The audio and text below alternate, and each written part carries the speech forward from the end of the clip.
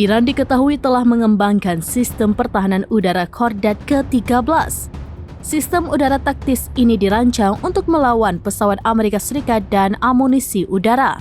Informasi ini disampaikan oleh Penasihat Korps Garda Revolusi Islam atau IRGC, Brigadir Jenderal Ali Reza Balali.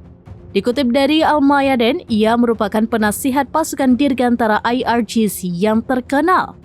Bahkan dengan kemampuannya, ia telah membuat kemajuan besar dalam beberapa tahun terakhir, yaitu dengan memproduksi berbagai sistem rudal ofensif dan defensif yang telah terbukti berhasil dalam konfrontasi baru-baru ini. Ia pun turut menyoroti kemampuan operasional sistem pertahanan udara dalam negeri.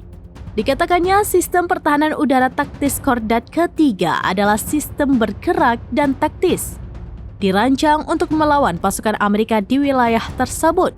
Sistem Kordat ke-3 telah dibandingkan dengan sistem rudal jarak menengah Buk yang dikembangkan Soviet Rusia. Sistem buatan Iran hanya terdiri dari satu kendaraan bergerak yang menampung 2 slot yang memuat 3 varian rudal TR-2 dan sistem radar. Radar yang dipasang dapat mendeteksi 100 target, menyerang 4 target, dan memandu 2 rudal pada 1 target sekaligus. Yang paling menonjol, sistem Kordat ke-3 mampu menjatuhkan RQ-4 Global Hawk Amerika di Selat Hormuz.